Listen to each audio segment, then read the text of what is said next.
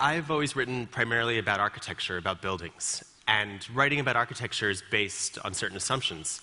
An architect designs a building and it becomes a place, or many architects design many buildings and it becomes a city.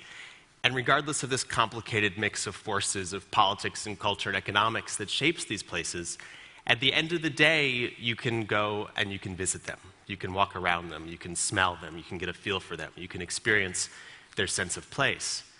But what was striking to me over the last several years was that less and less was I going out into the world, and more I was sitting in front of my computer screen. And especially since about 2007, when I got an iPhone, I was not only sitting in front of my screen all day, but I was also getting up at the end of the day and looking at this little screen that I carried in my pocket.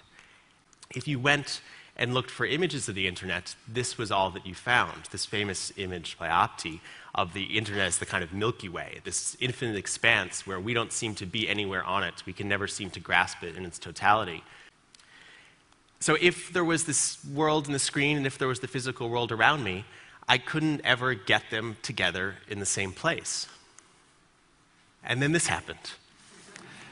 My internet broke one day, as it occasionally does, and the cable guy came to fix it, and he started at the dusty clump of cables behind the couch, and he followed it to the front of my building and into the basement and out to the backyard, and there was this big jumble of cables against the wall. And then he saw a squirrel running along the wire, and he said, "There's your problem.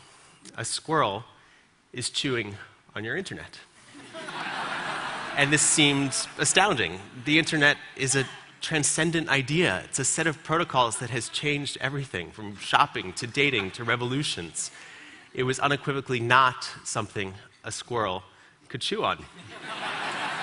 But that, in fact, seemed to be the case. A squirrel had, in fact, chewed on my internet. And then I got this image in my head of what would happen if you yanked the wire from the wall, if you started to follow it. Where would it go? Was the internet actually a place that you could visit? And so with about 4 days' notice, he said to go to this beach south of Lisbon, and a little after 9, this guy will walk out of the water. And he'll be carrying a green nylon line, a lightweight line called a messenger line. And that was the first link between sea and land, this link that would then be leveraged into this 9,000-mile path of light. Then a bulldozer began to pull the cable in from this specialized cable landing ship, and it was floated on these buoys until it was in the right place. Then you can see the English engineers looking on. And then once it was in the right place, he got back in the water holding a big knife, and he cut each buoy off, and the buoy popped up into the air, and the cable dropped to the seafloor. And he did that all the way out to the ship. And then once that cable was on shore, they began to prepare to connect it to the other side, to the cable that had been brought down from the landing station. And first they got it with a hacksaw, and then they start sort of shaving away at this plastic interior with sort of working like chefs. And then finally they're working like jewelers to get these hair-thin fibers to line up with the cable that had come down. And with this hole punch machine, they fuse it together. And when you see these guys going at this cable with a hacksaw, you stop thinking about the internet as a cloud. It starts to seem like an incredibly physical thing.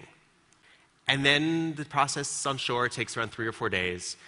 And then when it's done, they put the manhole cover back on top, and they push the sand over that, and we all forget about it. And it seems to me that we talk a lot about the cloud, but every time we put something on the cloud, we give up some responsibility for it. We are less connected to it. We let other people worry about it. And that doesn't seem right. There's a great Neal Stephenson line where he says that wired people should know something about wires. And we should know, I think, we should know where our internet comes from.